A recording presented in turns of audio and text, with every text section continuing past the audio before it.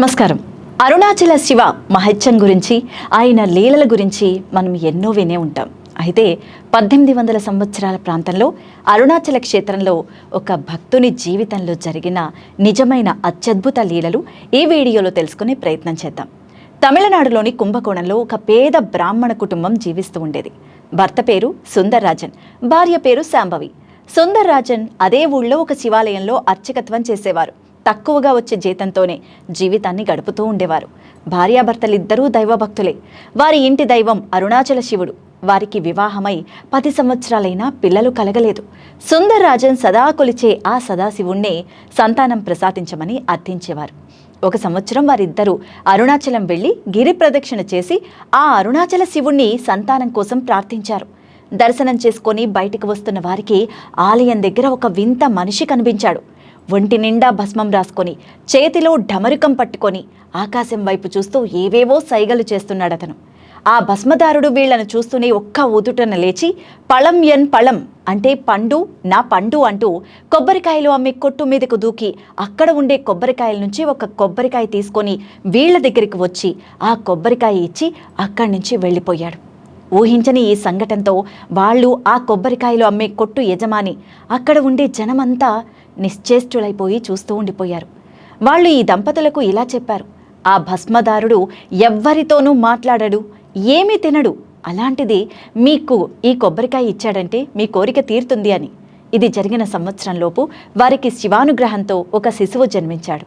ఆ అబ్బాయికి శివశర్మ అని పేరు పెట్టారు. శివశర్మకు 8వ ఏట ఉపనయనం చేసి నెల రోజులకు సుందర్రాజన్ కాలం చేశారు. పేదరికంలో జీవించే వారికి సుందర్రాజన్ మాత్రమే ఆధారం. తండ్రి కాలం చేశాక శాంభవి వంట మనిషిగా వేరొకరి ఇంట్లో చేరి కుటుంబాన్ని పోషించసాగింది. వంట మనిషిగా చేరిన సంవత్సరానికి ఆవిడకు ఊపిరితిత్తులు పాడయ్యి ఆరోగ్యం క్షీణించింది. శాంభవి శివశర్మకు తరచుగా "నువ్వు అరుణాచలేశ్వరుని ప్రసాదం, మనకు ఆయనే దిక్కు" అని చెబుతుండేది. కొద్ది కాలంలోనే శాంభవి కూడా కాలం చేసింది. శివశర్మకు నా నివారి లేక ఏమి చేయలేని స్థితికి చేరుకున్నాడు. ఆ దిక్కుతోచని స్థితిలో శివశర్మకు నిద్రిస్తూ ఉండగా ఒక స్వప్నం వచ్చింది. ఆ స్వప్నంలో తాను ఒక ఆలయం ఎదురుగా నిలబడి ఉన్నాడు. ఆ ఆలయంలో నుంచి ఒక వృద్ధుడు తన దగ్గరికి వచ్చి చేయి పట్టుకొని లోపలికి తీసుకొని వెళుతున్నాడు. అదొక శివాలయం. అప్పుడు శివునికి అభిషేకం జరుగుతోంది. దర్శనం చేసుకొని ఒక పక్క కూర్చున్నాడు శివశర్మ. అక్కడ తనకు ఎంతో ప్రశాంతంగా అనిపించింది. ఆ వృద్ధుడు ప్రసాదం తెచ్చి శివశర్మకు తినిపించాడు. ఆ వృద్ధుడు చూపిన అసాధారణ ఆప్యాయతకు శివశర్మకు కన్నుల వెంట నీరు ధారాపాతంగా కారుతోంది. అంతటితో శివశర్మకు మెలకువ వచ్చింది. శివశర్మకు నిజంగానే కళ్ళ నీరు కారుతున్నట్టు అనిపించింది. అప్పుడే తన తల్లి చెప్పిన మాటలు గుర్తు చేసుకున్నాడు. ఇది నా తండ్రి అరుణాచలేశ్వరుని పిలుపే అని గ్రహించి ఆ రాత్రిలోనే ఇల్లు విడిచి అరుణాచలం బయలుదేరాడు. చుట్టూ చీకటి వల్ల భయంగానే అరుణాచల శివ, అరుణాచల శివ అనుకుంటూ ప్రయాణం మొదలుపెట్టాడు.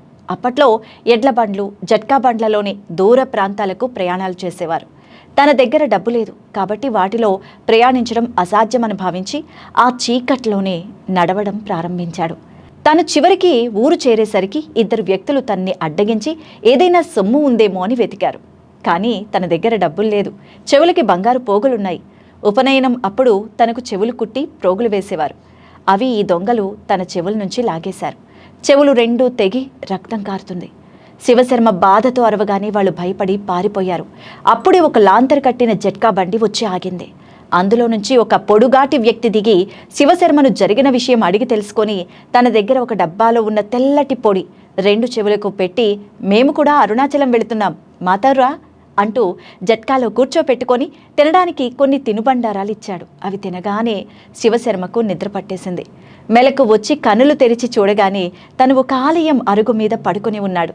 రాత్రి జరిగిందంతా లీలగా గుర్తొచ్చింది. చెవులు 2 తాకి చూశాడు. పోగులు లేవు, నొప్పి లేదు. తనకు ఏమీ అర్థం కాని స్థితిలో ఉండగా ఆ ఆలయం నుంచి ఒక వృద్ధుడు వచ్చాడు. తను అచ్చం కలలో కనిపించిన వ్యక్తిలాగే ఉన్నాడు. ఆశ్చర్యంతో నోట మాట రావట్లేదు. ఆ వృద్ధుడు శివశర్మ చేయి పట్టుకొని ఆలయంలోకి తీసుకువెళుతున్నాడు. అది శివాలయమే. అందులో నమక చమకాలతో రుద్రాభిషేకం జరుగుతోంది. అది చూస్తూ ఒక పక్కగా కూర్చున్నాడు శివశర్మ. అంతలో ఆ వృద్ధుడు తన దగ్గరకు వచ్చి ప్రసాదం నోటిలో పెట్టాడు. మళ్ళీ శివశర్మకు ఆనందంతో కళ్ళ నుంచి నీరు కారుతోంది. ఆ వృద్ధుడు శివశర్మ కళ్ళ నీళ్లు తుడిచి, అంతా ఆ అరుణాచలేశ్వరుని ఆదేశం ప్రకారమే జరుగుతోంది, ఈయన రక్షణలో నీవు సంతోషంగా ఉండొచ్చని చెప్పి చేతిలో ఒక చీటీ పెట్టి వెళ్ళిపోయాడు. అంతవరకు మౌనంగానే జరుగుతున్నదంతా గమనిస్తున్న శివశర్మకు అది అరుణాచలం అని అర్థమైంది. మొదటిసారిగా అరుణాచల శివుణ్ణి దర్శించుకున్నాడు. చాలా ఆనందం కలిగింది. కానీ ఆ వృద్ధుడు ఎవరు, తన చేతిలో ఆ చీటీ ఏమిటి అనుకున్నాడు. చుట్టూ చూశాడు. కొందరు భక్తులు స్వామి దర్శనం చేసుకొని ఆలయానికి ప్రదక్షిణలు చేస్తున్నారు.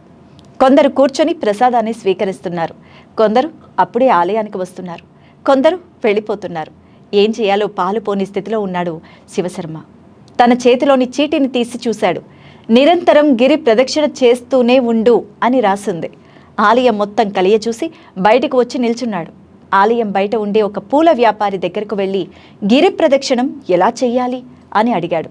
అదిగో అక్కడ అందరూ అరుణాచల శివ, అరుణాచల శివ అని పాడుతూ గిరి ప్రదక్షిణ చేస్తున్నారు కదా, వాళ్లతో వెళ్ళు అన్నాడు. శివశర్మ వాళ్లతో కూడా వెళ్ళి గిరి ప్రదక్షిణ మొదలుపెట్టాడు. పూర్తి ప్రదక్షిణ అయ్యి మళ్ళీ ఆలయం దగ్గరకు వచ్చేసరికి మిట్ట మధ్యాహ్నమైంది. ఆలయం మూసేశారు. అందరూ వెళ్ళిపోయారు. శివశర్మకు బాగా ఆకలిగా, నీరసంగా ఉంది. ఆలయం అరుగు దగ్గరకు వచ్చి కూర్చున్నాడు.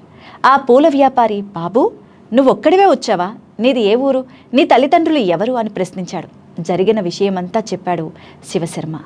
ఆ పూల వ్యాపారి జాలిపడి తన దగ్గర ఉండమని చెప్పి తాను చెప్పినట్టు చేస్తే డబ్బులు కూడా ఇస్తాను అని చెప్పాడు. అదేంటంటే, గిరి ప్రదక్షిణ చేసేటప్పుడు ఎన్నో ఆలయాలున్నాయి, వాటి దగ్గర పూలు అమ్మి వచ్చిన డబ్బులు తెచ్చిస్తే తనకు రోజుకు ఒక అణా ఇస్తాన్ని తన దగ్గర ఉండవచ్చు అని కూడా చెప్పాడు ఆ పూల వ్యాపారి. శివశర్మకు ఈ పని ఎంతగానో నచ్చింది. ఈ పనితో పాటు ఆ వృద్ధుడు ఆదేశించినట్టు ప్రతిరోజు గిరి ప్రదక్షిణ కూడా చెయ్యొచ్చు అని అనుకున్నాడు. కానీ నిజానికి అది చాలా కష్టతరమైన పని. కాళ్లకు చెప్పులు లేకుండా ప్రతిరోజు సుమారు 14 కిలోమీటర్ల దూరం ఎండన నడవడం సాధ్యమేనా? శివశర్మకు మొదటి రోజునే కాళ్లు వాచి పాదాలకు బొబ్బలెక్కాయి. అయినా ఈ పని చేయాలని అనుకున్నాడు. తనకు వచ్చిన అణా కూడా అరుణాచలునికే సమర్పించాలి అని నిశ్చయించుకున్నాడు. 2 రోజులకి శివశర్మ కాళ్ళు బాగా వాచిపోయి పాదం మొత్తం రక్తపు ముద్ద అయిపోయింది. 2వ రోజు రాత్రి శివశర్మ కాళ్ల నొప్పికి, పాదాల రక్తస్రావానికి ఏడుస్తూ రేపటి నుంచి ఎలా పూలు అమ్మను, ప్రదక్షిణ ఎలా చేయను అనుకుంటూ పడుకున్నాడు. తనకు కలలో ఒక మాతృమూర్తి కనిపించి పాదాలకు ఏదో లేపనం రాసి కాళ్లను నిమిరి వెళ్ళింది. మరుసటి రోజు ఉదయం లేచి చూసుకునేసరికి కాళ్ల నొప్పులు తగ్గిపోయాయి, పాదాలు మృదువుగా అయ్యాయి. ఆశ్చర్యపోయాడు శివశర్మ. ఇదంతా ఆ అరుణాచలుని అనుగ్రహమే అనుకొని వెళ్ళి సాష్టాంగపట్టాడు. ఆనాటి నుంచి తాను ప్రదక్షిణ చేసిన కాళ్ల నొప్పులు కానీ, పాదాల పగుళ్ళు కానీ లేవు. ఇది ఆ పూల వ్యాపారి కూడా గమనించాడు. శివశర్మకు దైవానుగ్రహం అమితంగా ఉంది అని అర్థం చేసుకున్నాడు. శివశర్మను వ్యాపారం నిమిత్తం ఆ పూల వ్యాపారి ఏనాడు ఇబ్బంది పెట్టలేదు. కొన్నాళ్ళు పూలు అమ్మిన తర్వాత శివశర్మకు జీవితం పట్ల వైరాగ్యం కలిగింది. అప్పట్నుంచి పూలు అమ్మడం మానేసి ఎక్కువసేపు ధ్యానంలోనే ఉండిపోతూ ఉండేవారు.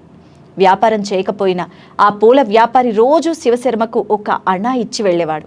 భోజనం పెట్టేవాడు. మెలకువగా ఉన్నంతసేపు శివశర్మ నిరంతరం అరుణాచల శివనామం జపిస్తూనే ఉండేవాడు. ఒకరోజు అరుణాచలానికి ఒక దంపతులు వచ్చారు. వారి కుమారుడు తప్పిపోయాడని విలపిస్తూ అన్ని ఊళ్ళు తిరుగుతూ అరుణాచలం చేరుకున్నారు. వారి బాధను చూసి జాలిపడిన శివశర్మ ఒక్క క్షణం ధ్యానంలో కూర్చొని వాళ్ళ దగ్గరికి వెళ్ళి, మీ అబ్బాయి ప్రస్తుతం తంజావూరులో ఉన్నాడు, అతన్ని కొందరు నిర్బంధించారు. వాళ్ళు 3 రోజుల్లో ఇక్కడికి వచ్చి కొందరు పిల్లల్ని ఎత్తుకెళ్ళడానికి ప్రయత్నిస్తారు. అప్పుడు వారిని మీరు పట్టుకోవచ్చు. మీ పిల్లవాడితో పాటు ఎందరో పిల్లలు విముక్తులవుతారు అని చెప్పాడు శివశర్మ. శివశర్మ మాటల మీద నమ్మకముంచి వారు అరుణాచలంలోనే 3 రోజుల పాటు గడిపారు. శివశర్మ చెప్పిన విధంగానే వాళ్ళ పిల్లవాడు వారికి దొరికారు. అప్పట్నుంచి శివశర్మ పట్ల అందరికీ భక్తి, నమ్మకం కలిగాయి. తనకు కొందరు వ్యాపారులు పండ్లు, పలహారాలు పెట్టేవారు. వారికి విశేషంగా వ్యాపారం జరుగుతూ ఉండేది. తాను ఏదైనా చెబితే అది జరుగుతుంది అనే నమ్మకం కూడా ఉంది. కాబట్టి ప్రజలు తన్ని ప్రశ్నలు అడగడం, తన చేతితో ప్రసాదం, విభూది వంటివి తీసుకోవాలని అనుకోవడం, తనను ఆశీర్వదించమని అడగడం చేస్తూ ఉండేవారు. అప్పట్నుంచి శివశర్మ రోజంతా ప్రదక్షిణం చేయడం, కొండపైకి ఎక్కి అక్కడే ధ్యానం చేసుకోవడం చేస్తూ ఉండేవాడు. శివశర్మకు శరీర పటుత్వం తగ్గి వృద్ధాప్యం వచ్చింది. ప్రదక్షిణ చేయలేని స్థితికి చేరుకున్నాడు.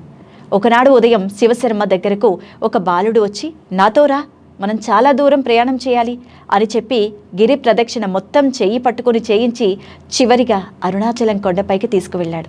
ఆ తర్వాత శివశర్మ కోసం ఎంత గాలించినా ఎక్కడా ఆయన కనిపించలేదు. శివశర్మ వంటి మహాత్ములు ఎందరో నేటికి అరుణాచలాన్ని ఆశ్రయించి ఉన్నారు. చూడటానికి వికారంగా కనిపిస్తూ ఎవరిని వారి దరి చేరనివ్వకుండా తపస్సు చేసుకునేవారు ఉన్నారు. మనకు అంతటి అదృష్టమే ఉంటే తప్పక అలాంటి వారి దర్శనం లభిస్తుంది. ఈ శివశర్మ గురించిన గాథ పూర్వం బహుప్రాచుర్యం కలిగి ఎంతో మందికి ప్రేరణగా నిలిచింది. శేషాద్రి స్వామివారు, భగవాన్ రమణులు, కావ్యకంఠ గణపతి ముని వంటి అవతార పురుషులు అరుణాచలం చేరి తరించారు. మరి ఈ వీడియోపై మీ అభిప్రాయం ఏంటి? మీరు కామెంట్ సెక్షన్లో అరుణాచల శివ అని కామెంట్ చేయండి. అలాగే మరిన్ని ఇంట్రెస్టింగ్ వీడియోస్ కోసం మా ఛానల్ని సబ్స్క్రైబ్ చేయండి.